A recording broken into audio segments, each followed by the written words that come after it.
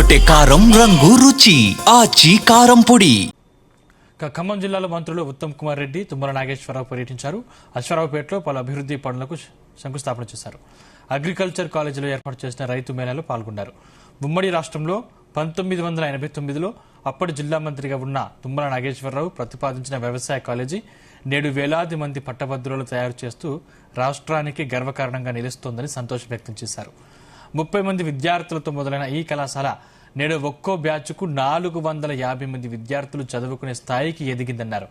Sitarama project తన జీవిత ఆశయమని, త్వరలోనే project పూర్తి చేసి రైతులకు సాగునీరు అందించడమే లక్ష్యంగా పనిచేస్తున్నామని తెలిపారు.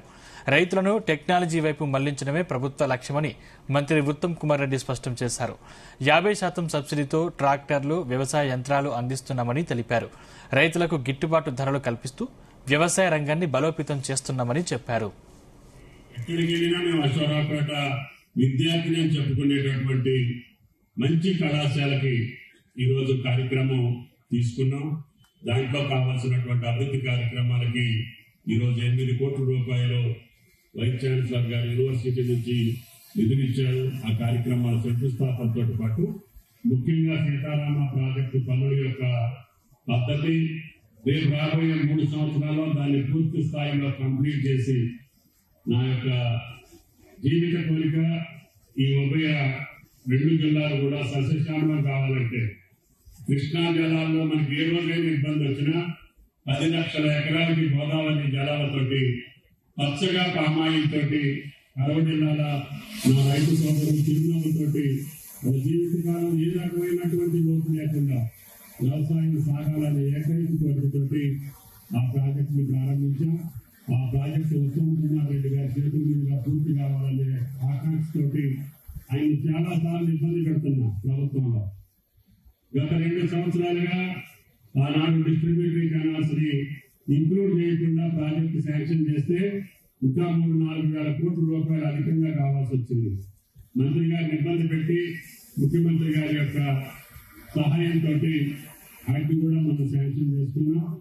డిస్ట్రిబ్యూటరీ కెనాల్స్ అన్నింటికి టెండర్లు పిలుస్తున్నారు.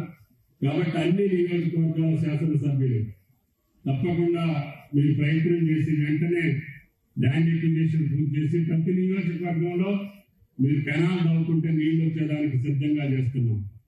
ఇవి 2 కూడా మరి రైతులకి ఎంతో మేలు చేసే విషయాలు.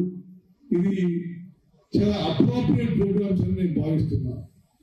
కొన్ని సంవత్సరాలుగా ఏ కారణంగా కానీ ఈ ఫార్మ్ మెకనైజేషన్, ఈ యాంత్రీకరణ కార్యక్రమం ప్రభుత్వాలు ఆపేసినాయి. పూర్తిగా ఇప్పుడు ఈ 2 ఏళ్ళలో చేయలేదు, అంతకుముందు 10 ఏళ్ళలో కూడా బహుశా చాలా ఏళ్ళు ఆపినాయి ప్రోగ్రామ్స్. మళ్ళీ ఈ కార్యక్రమం మొదలుపెట్టి మరి రైతులకి 50% సబ్సిడీ మీద వ్యవసాయ పరికరాలు ఇవ్వడం ఎంతో సంతోషకరమైన శుభ పరిణామం. ఈ ఆర్థిక సంవత్సరంలో 1,31,000 మంది రైతులకి సుమారు 100 కోట్ల రూపాయల ద్వారా వ్యవసాయ యంత్రములు అందించాలని ప్రభుత్వం నిర్ణయించి ఆ కార్యక్రమం ఈ రోజు ఇక్కడితో మొదలుపెట్టడం ఇది చాలా శుభ పరిణామాన్ని నేను భావిస్తున్నాను. అదేవిధంగా మరి భద్రాద్రి కొత్తగూడెం జిల్లాలో కూడా ఈ వ్యవసాయ పరికరాలు అప్లై చేసిన అందరూ కూడా 50% సబ్సిడీపై ప్రభుత్వం మరి అదరగొట్టే కారం రంగు రుచి ఆచి కారం పొడి.